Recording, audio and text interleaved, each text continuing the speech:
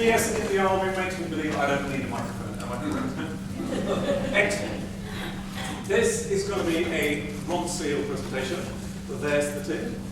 Everyone happy with that? Good. I'm going to share with you fresh benchmarking stats to give you an external reference on how you're doing compared to everyone. And for the ones of you that have heard me before, we normally focus on 3 key areas that we update you on. And the reason we do that is because when we look at top performers in the contact center customer service industry, they are nailing those 3 areas. So if you want to become best practice, best in class customer service operations, those are the 3 areas that you really have to excel. Internal performance metrics, your productivity, your cost, etc. Staff engagement, are they really living the brand? Do they love their customers? Do they love their own work? And finally, customer satisfaction. However, over the last couple of years, it's been puzzling me a little bit. Why are we not better than we are? We've got better technology, we've got more competent people, we've got bosses, chief execs that have actually started to realise that customer service does affect things like retention and bottom line and even share prices. So we are actually doing quite okay with, when we looked at this last time, there's about 4.3 is what an average customer would score contact center contact on a scale of 5. So that's pretty good. A lot better than median will have us believe. But what's worrying me is this slowly falling trend. Why aren't customers loving us when we're putting so much effort? The standard response you normally get is that we're handling more complex calls, bigger volumes of more complex contacts. And to a certain extent that's true. We're all self-service, so what we're left with is more complex contacts for us to handle. But that's not the whole truth. I think when we scratch the surface a bit on this, we see more, a reason bigger being that it's a very transient industry. You might lose 20, 30, 40% of advisors, team leaders and managers in a year. And all that effort that they put into creating better running organizations, that goes out the window. Because we're not able to make these new changes sticky. So that's what I'm going to focus on today. And a new white paper that we're writing on right now is going to be called Creating Self-Correcting Organizations. Self-correcting in terms of, you know the expression, give a man a fish and you feed him for a day, teach a man to fish and you'll feed him for the rest of his life. Now, when we create self-correcting organizations, i.e. where when you put this in place, you can retire to France, Spain or whatever and things will keep going as you planned. When we do this though, we'll start also touching on culture change. And if there's anything that's difficult, this is the most difficult thing. Changing culture in an organization. Here are just some quotes on why that is. Last year I spoke about Japan a lot in my seminar presentations because if there's any country that to me embodies what I would like UK and Europe to be, it's Japan. It just has absolutely fantastic customer service. Whether you're in a hole-in-the-wall restaurant or a posh restaurant or wherever you go, it's absolutely fantastic customer service. But you can't just get that overnight. People have grown up there with a mindset that that's just natural. That's how you treat your customers. Another example is a couple of years ago we worked with an insurance company and they had 3 different sites. And we benchmarked those sites' performance and it was well below par. It was much worse than all of their peers. And the even bigger problem was that it was so in the walls, the bad behaviour and bad performance they had, that they couldn't turn it around. So what they did was quite radical and costly. They set up a whole new site from scratch. Didn't need it, but they had to. And we helped them put absolute best-in-class process in place there. We gave them opportunity to start from scratch, recruiting people that really had this mindset already. And then over a long time, a year, 1.5 years, they took people from the site number 1 and had them do sort of work practice for a couple of months, and then they went back. Next batch came in and saw what it could be like. And I think if it's going to Japan or going to work in a really high-performing customer service operation, that opens the mind of people and they see that it's achievable. It's like in sport, you know, world records can go on for years and years and years and no one beats it. But as soon as someone does beat it, then loads of people start beating it. It's very much about mindsets. What, therefore, I'm going to add to the benchmarking stats I'm going to show today is more hands-on recommendations of how to create self-correcting organizations without you having to pay for setting up a whole new site or moving your whole operation to Japan. You won't have to do that. The first step is how to use voice of customer to create this self-correcting organization. It's a brilliant way of doing it, and we're living in fantastic times because it doesn't cost much anymore. Gone are the days of just dipping and toeing the water once a year and trying to find out what your customers feel and think. Now you can pay something like 10 to 40p per survey, which enables you to do such large volumes that you can break down customer satisfaction to an individual level, customer service representative level. And that then helps you to drive change because it's accountable. And that's a key thing in self-correcting. So in this case, you have John Smith here who sees that he's doing a lot worse than his team. And then human nature kicks in.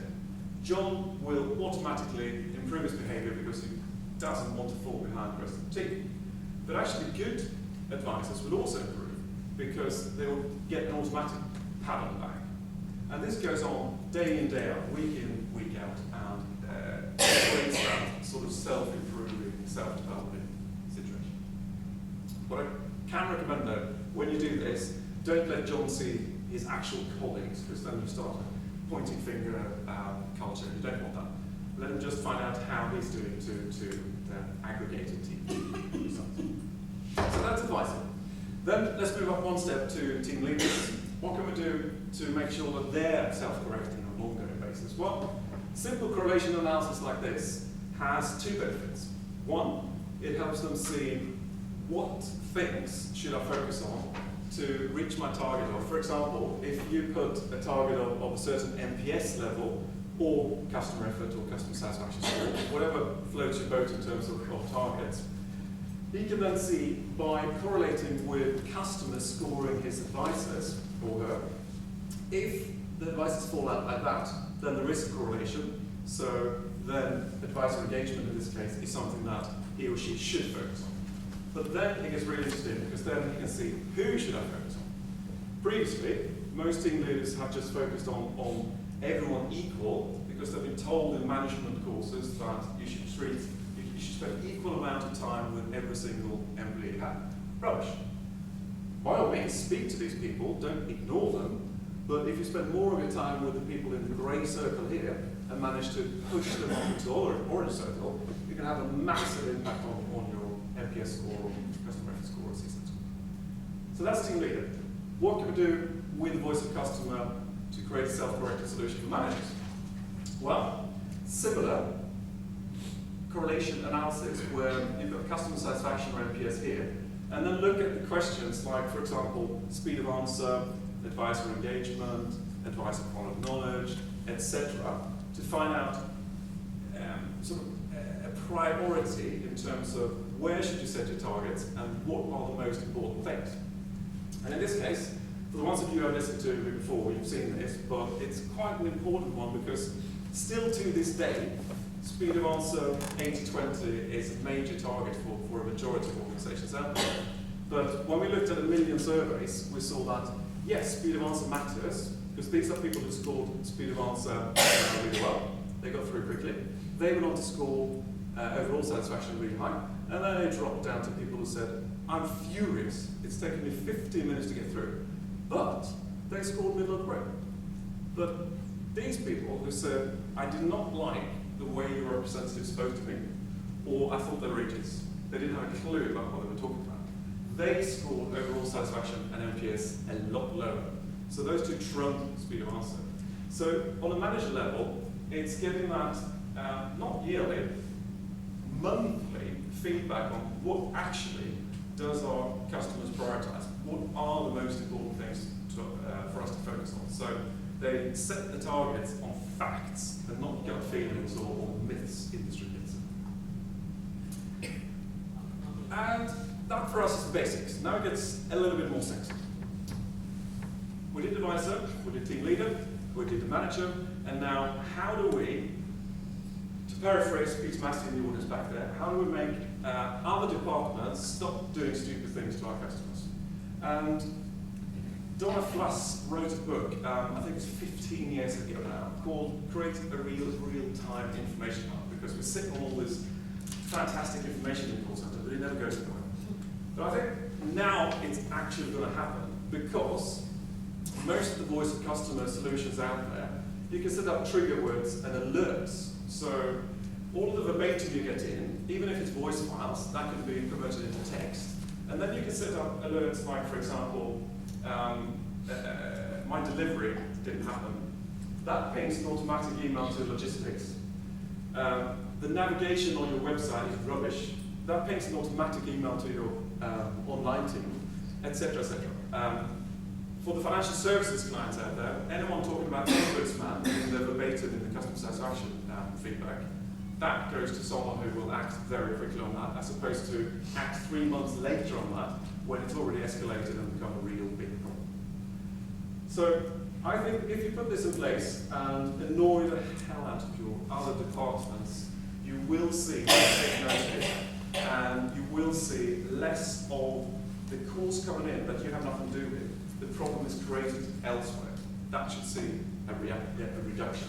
And also, your status will improve because you're this free information source within the company that really has your finger on the pulse. Just for this presentation, I took a look at all of our different clients and took a look at a couple of hundreds of thousands of feedback just to give you an idea of what do people complain about. And there's a word cloud, but word clouds is pretty rubbish. They look pretty, but actually they don't tell you very much. But a quite cool thing is that if you see a word that you like, you click on it, and then all the surveys comes up with surveys that actually mention that word. But more interesting is that these were the top negative customer comments that we found. And there were 3 quite clear segments in there. It had to do with resolution, timeliness, or systems. Resolution, things like broken processes, no empowerment is interesting. So the devices they spoke to weren't allowed to help them. That annoys people. Timeliness, quite straightforward. System, customer history wrong. Why do we still get things like this wrong 20, 25 years later of running customer service solutions? But this is cross-sector. So when you put something like this in place, you'll get your own bespoke top-tier gripes. And that helps you no end with your root cause analysis. Get facts on what customers find really annoying right now, and let that steer what you do in root cause analysis. And then what we call Voice of Customer 2.0, Data 2.0, 3.0, let's go with 3.0. We talked about customer satisfaction feedback so far, but where it is really sexy is that when you mix it with performance stats. So in this case, productivity and contacts per day, be that email or web chats or calls and so forth, versus customer satisfaction. And then you've got all of your teams here. And you'll see that these teams up here, they have £1 lower cost of score because they're more productive, yet they score a lot higher customer satisfaction. For some of the 500 agents in here in red, moving that up into green, that's a £12 million saving annually, not counting the benefits of having higher NPS scores and higher customer satisfaction scores, increasing spend and retention and so forth. Even if you're a smaller centre, so let's say you have 50 advisors, or even 5, that's still a significant amount of money that you're saving there. We were just talking about FCA earlier in the break, and the Financial Conduct Authority has come down really hard on banks and insurance companies and so forth in terms of don't incentivise just on productivity, but they're happy with this. If you mix it up with customer satisfaction and doing the right thing for the customer, there's nothing wrong in running a cost-efficient operation. And what is really interesting is actually looking at employee engagement, and we find that employees are actually a lot happier, that the more productive ones are actually happier than the ones that are not productive. Could be different reasons, not exactly causal, but it could be because they're in the wrong place basically, and that's actually the reason why not more productive. So very powerful, this simple correlation. So speaking of employee engagement, raise a hand in here. How many of you have organizations that does employee satisfaction surveys? Almost everyone. Raise a hand if you think that your company is doing absolutely everything they can to follow up on the feedback that you get in those employee satisfaction surveys. No one. Not a single hand. Well, then it's waste of time because you're not using it. You have a fantastic source of information, but also the next time you come around to ask your staff on what they feel and think, they're going to be less inclined to actually fill in these surveys. So what I recommend is pick questions that are actually relating to their everyday job. And if you're in a big organization, your Lloyds or HSBCs or Coca-Cola and so forth, it's very difficult sometimes because they're decided on a high level and those surveys should sort of apply to everyone. But that makes them very neutral and not great.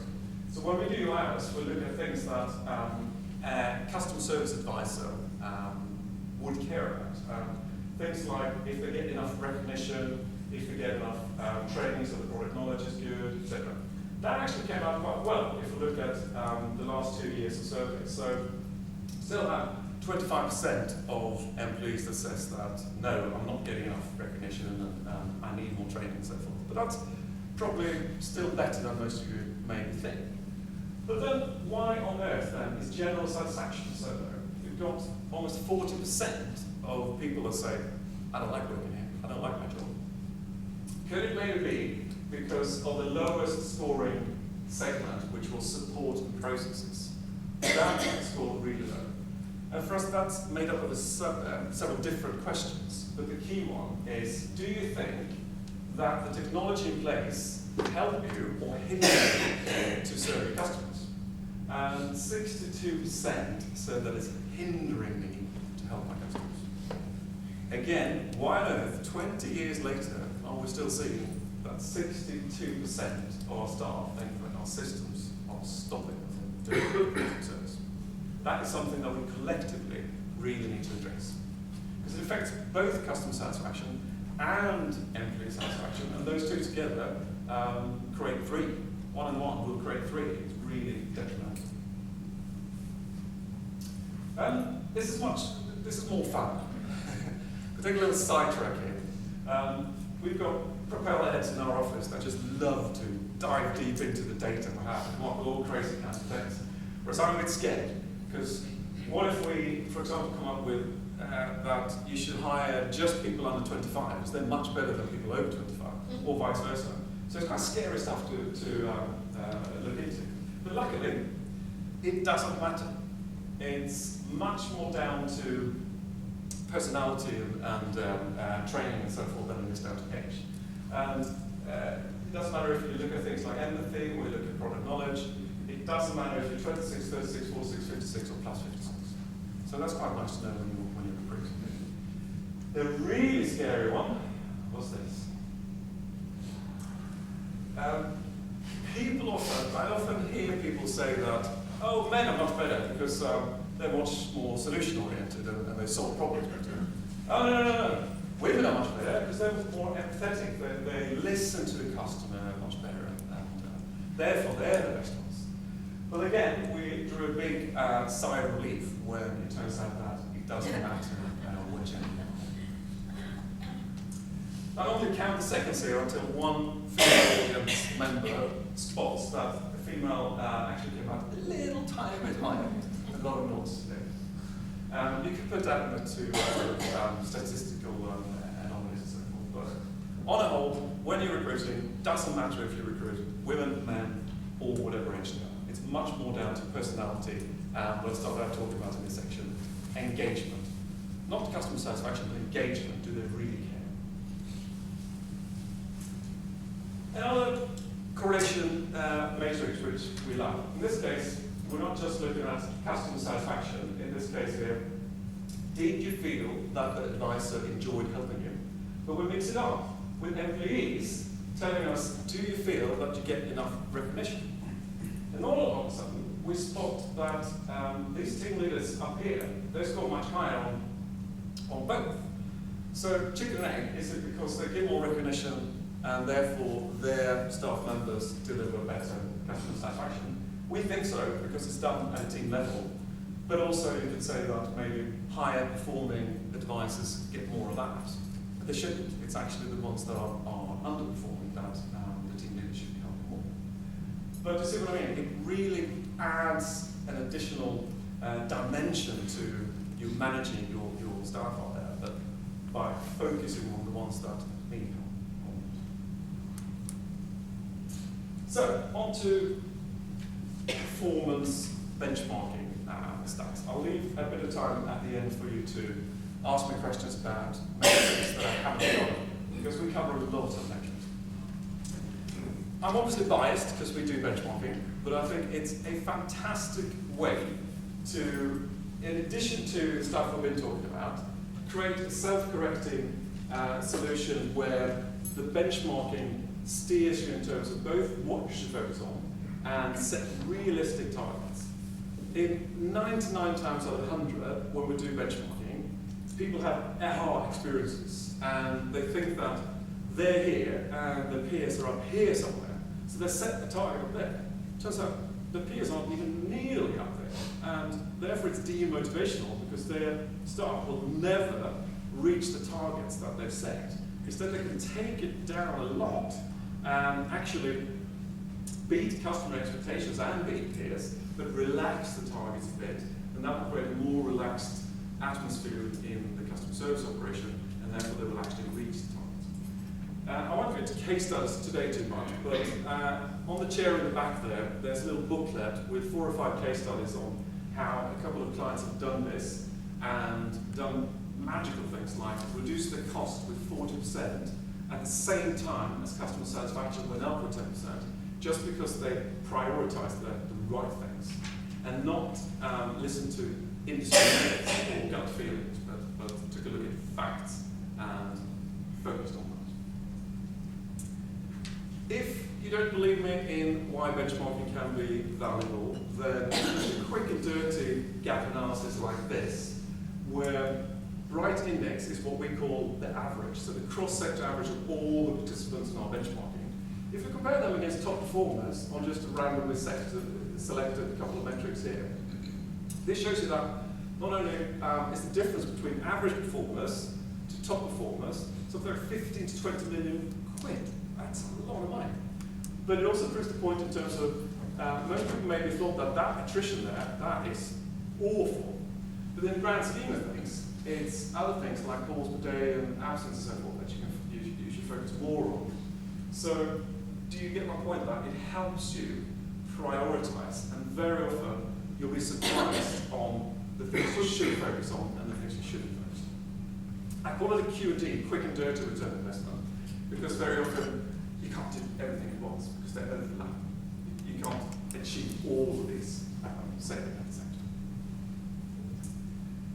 Which brings us to who should you compare against, yourself against. Very often people just look at their industry peers, but if they're a bad bunch, then being the best of the bad bunch isn't enough. Especially since your customers will not compare you against your competitors. They'll compare you against British Gas, Sky, NatWest, whoever it was that they contacted last. That's who they can compare you against in terms of quality.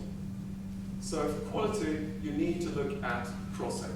But for efficiency, well, that's when you need to look at your peers.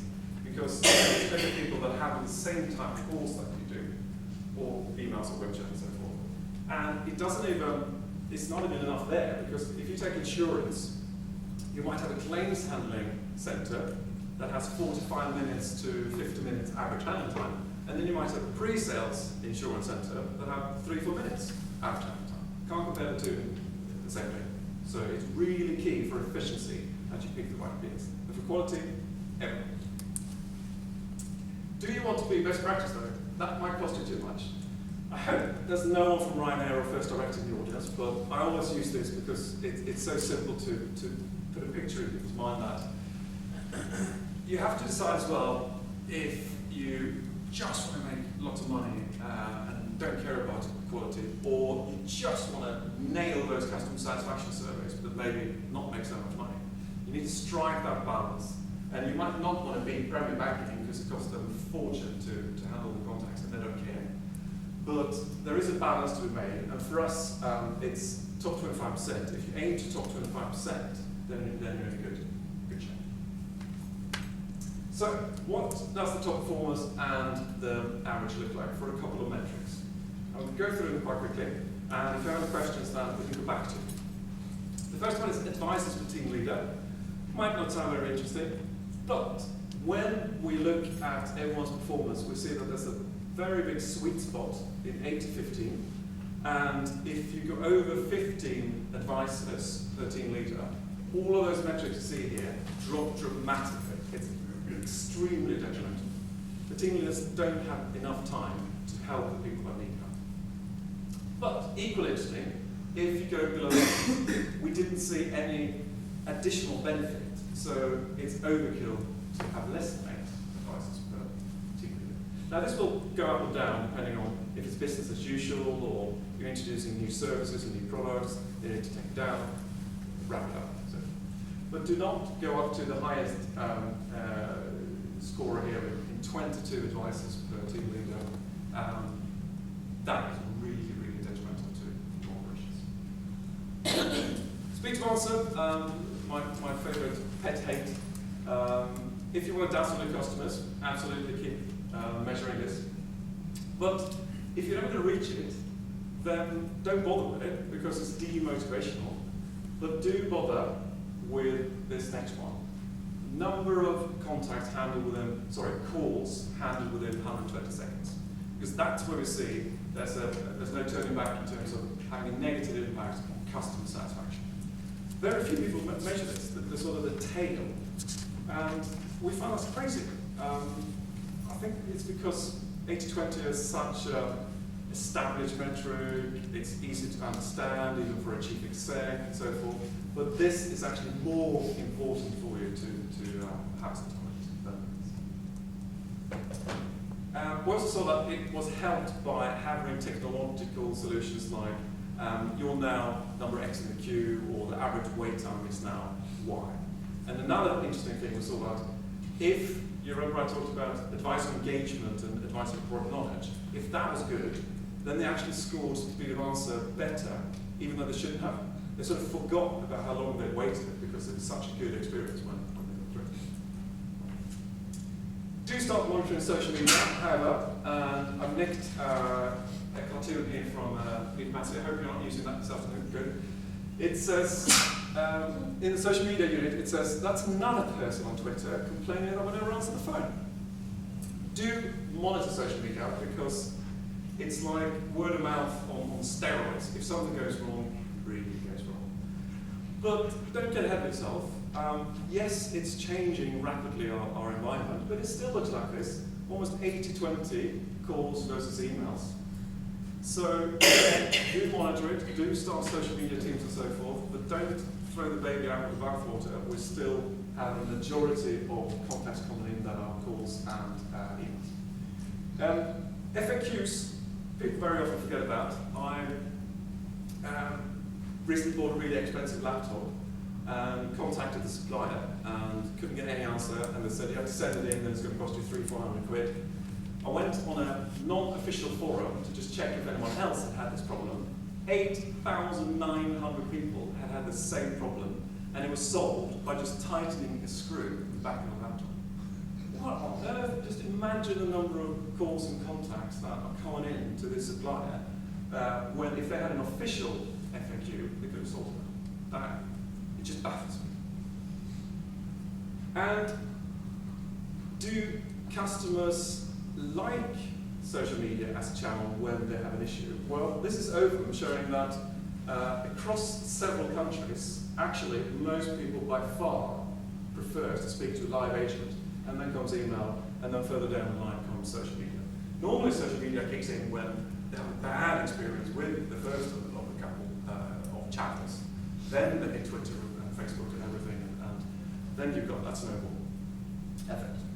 Now, when email is so predominant still to this day, why does it look like this? The average target response time for UK sectors is 24 hours, and the actual response time, a little bit better, is still 20 hours on average to handle us consumers' email when people are focusing on 80-20 in voice. People just won't accept that anymore. I personally get so irate because I know that it's easier for a call centre to handle emails in downtime if you give them, say, 3 or 4 hours margin. But 20 hours, come on. We need to start focusing on the actual number of contacts coming into these channels and not be set in a ways. And if you do benchmarking and see these things, then do it annually or biannually, but it will give you a refreshing reminder of what you need to focus on. Another thing I thought I'd share was utilization, and there's 2 reasons for this.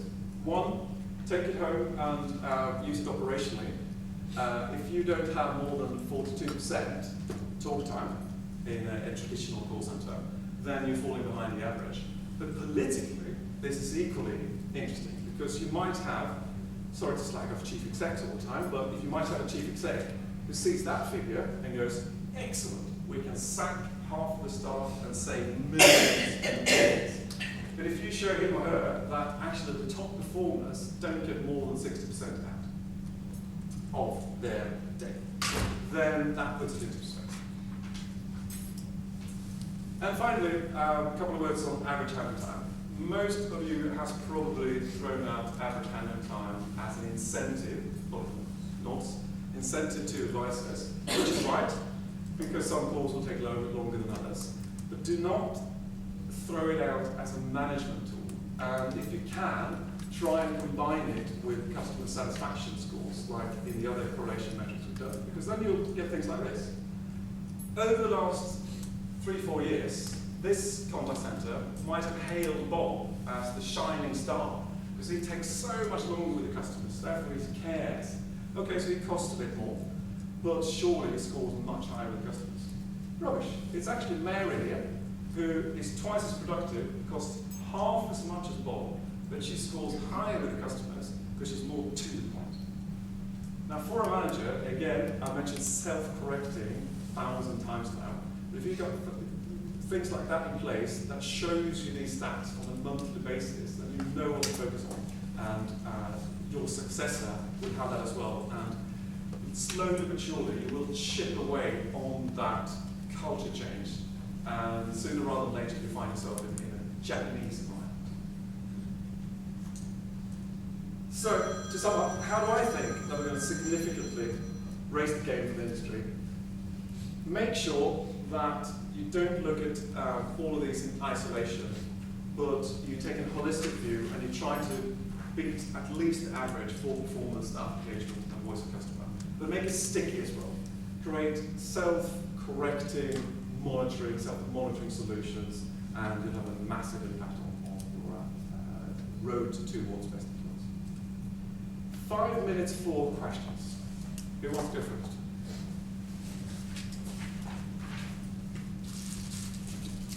I'll bribe you with some new statistics. Stop work. Give you compensation as well. You mentioned that Ryanair, and of course they've had this, whatever you call it, sort of revelation on shift. What would you expect to see in their statistics? How can you explain what's happened based against the kind of service behaviours you analyse? It is a tricky one because there's rarely any heckling in these seminars, but very often when we talk about customer satisfaction, there's always some smarty pants that raise their hands and go, what about Ryanair? Making a fortune, and customers are putting up with it because they get a lower price. I think to a certain extent, a majority of the customers that go on Ryanair But surely there's a middle segment where you are toing and froing about, should I go BA because I know it's going to be BA because it's going to be a better experience, or should I go whatever? So there's surely missing out on that. If they can nail both low price and a decent customer satisfaction, then they might clean up. So it's going to be very interesting commodities. Maurice? I think also there is this question of expectation. So people always talk about first direct, and you rightly put them up as one of the leaders. But interestingly, a financial institution that gets as good marks, so to speak, as them is Alliance and Leicester. And Alliance and Leicester is completely automated. It's stack 'em high, sell 'em cheap, but they do it really, really well. So if your expectation is that you're going to get super duper customer service and that's what you get, you're happy. If you're expecting automation and it works well, you're happy. And my question, sorry, it's so long to get to, is in terms of your view of the world, how are you dealing with expectation from the customer, from the staff, and the gaps between that and reality? Do you? Good question. Thank you. Would you like to speak? Oh, it's still asleep. Oh, thank you. You're trying to poison me. I think one of the most interesting things that we came across last year was that all the top performers in the benchmarking had, contrary to what we thought, had a higher level of self-service. And what my mum tells me, and what most people tells me, is that people hate IVR solutions, getting stuck in IVR menus and so forth. But if it works well, customers actually like self-service. But with the caveat that most of the top performers, they had a way out. So if things went wrong, there was an option to speak to someone live. And also we saw a correlation between the length of time, so the menu structures in the self-service solutions, how easy it was to navigate them and get things done.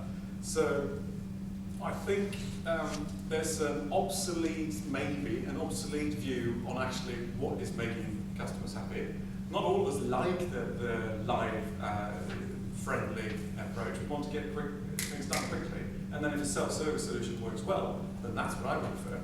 But sometimes if it's something bigger, I'm going to have a new mortgage or whatever, that's when we like the personal touch. So maybe we need to do a bit of catch-up in terms of different service to different parts of the customer journey. Well, we measure it emotionally. So if it's a high emotional moment, it's how long it takes me to get to speak to a person because I'm in a hurry now and I don't want to hear another menu. Yeah. Whereas, forgettable experiences, self-service experiences that work well. I don't remember when I went to the ATM last because it worked. Yeah. Absolutely. I just want a pen drive, really. And I wanted to ask you about the employee engagement, because certainly in my own organisation, a lot of the other departments don't really see us as internal customers. So I was very interested in, triggering the trigger words. How does that actually work in reality then? I mean, does that have to be from a CEO down giving you support, or do the departments sort of sit up and realise, yes, they do play a part and they're integral to what our customers receive from us? Take a retail client, for example, they set up trigger words. I think it was something like 60% of all the complaints into the retail contact centre was about something they had no control over. It was deliveries. People taking fragile things and just throwing it in the garden and so forth. So they've set up a trigger word, and the system does it for them. So you set it up once, and then it pings an email to the logistics department's complaints department, in-house complaints department. And what they also do on a monthly basis is that they add 20-30 voice recordings from the customer, because that seems to, even though they see the stats that we've got this many complaints about late deliveries from month to month, when they hear 20-30 customers, it's the right rate, because customers can be really, really irate sometimes. So most of our competitors out there, half of the voice of customer solution providers have something like that in place. Last one. It's just really what you were talking about there. Recently we've got some issues that we were going through, and the IT came to the call centre and listened to the customer. And what they couldn't believe is when they handed a piece of paper and said, this is affecting 50,000 people, it wasn't as impactful as listening to one customer saying, Interesting. you have pre-ordered my funds and now I haven't got an order. And actually, it was only then that the customer became alive to them, rather than seeing volume, but actually listening to one customer made them more understanding of what they needed to fix. It brings it home, doesn't it? You're now touching on another thing, which is you can beat your head blood in making other departments realise this, but it's not you saying it anymore, it's the customer, and you can't debate the customer. And that works exactly the same with customer service advisors, where you might, as a team leader, have tried to make your staff realise certain things they need to improve on. As soon as they hear the customer going, Sarah sounded really boring on the phone, they go, oh dear. Again, it's the right gut, so it's a really powerful thing, listening to the customer. Can I extend up wider than just IT? Because I work for a local authority, and there's other departments within the council that send out communications without notifying the contact centre. So they get rammed with lots of letters about the bins. If they knew about that, they could preempt that and use IVR, etc., etc. I think it's about that holistic kind of organisation working together and knowing what's going on. That's a very good point, and Greg, you talked about that before. Lindsay Kelly, you said that you're working quite closely with marketing and making sure that that doesn't happen. So maybe that's a little coffee discussion you can have later. If there's nothing else, then thank you very much for your time.